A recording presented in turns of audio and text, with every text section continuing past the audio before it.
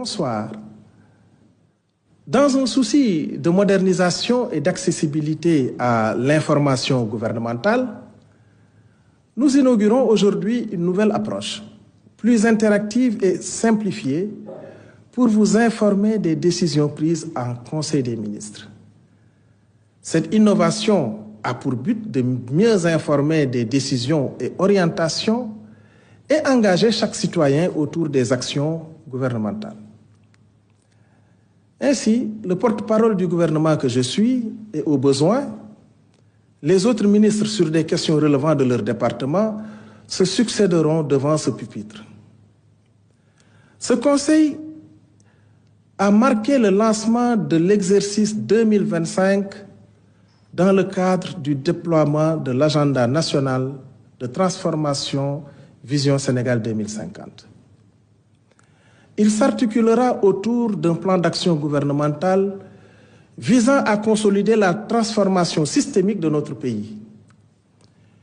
Une priorité spéciale sera accordée au secteur sanitaire. Le chef de l'État a insisté sur la nécessité d'améliorer la qualité de vie des citoyens, notamment par la mise en place de filets sociaux, le renforcement de fonds de solidarité nationale, la restructuration de programmes sociaux et l'actualisation du registre national unique, afin de cibler avec précision les ménages vulnérables.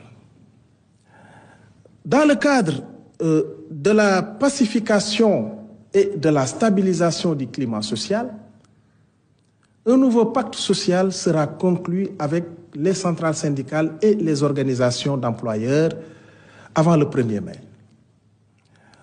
Au plan économique, le président de la République a réaffirmé sa vision d'une économie souveraine, endogène, territorialisée et résiliente, créatrice d'emplois.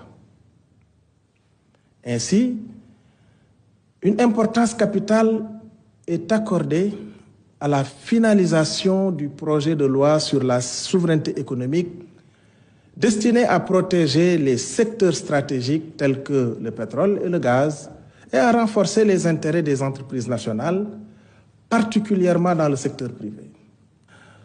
Dans le cadre de la gestion transparente et efficiente de nos ressources naturelles, la nouvelle composition du comité COS-Pétrogaz se réunira avant fin avril 2025. Le développement économique régional, quant à lui, se fera par la mise en valeur des pôles territoires de manière à maximiser leur potentiel d'emploi à travers des projets structurants. Notre objectif est de faire passer la part de Dakar dans le PIB national de 46% à 29% d'ici 2050.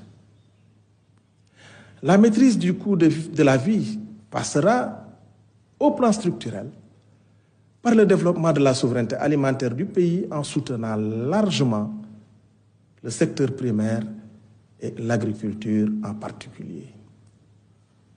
Le gouvernement a déjà consenti un effort budgétaire de 140 milliards de francs CFA pour atténuer les pressions conjoncturelles sur les prix et sera intransigeant sur le respect des prix intérieurs. Abordant les Jeux olympiques de la jeunesse Dakar 2026, le chef de l'État a exigé une supervision rigoureuse de l'avancement des projets afin de garantir leur livraison à temps. Soucieux d'une exécution efficace des politiques publiques, le Premier ministre a annoncé la mise en place d'un dispositif renforcé pour le pilotage, le suivi et l'évaluation des programmes et projets découlant des 26 objectifs stratégiques et des réformes du plan quinquennal 2025-2029. La rationalisation, la priorisation et l'efficience dans l'utilisation des ressources publiques restent un enjeu majeur pour le gouvernement.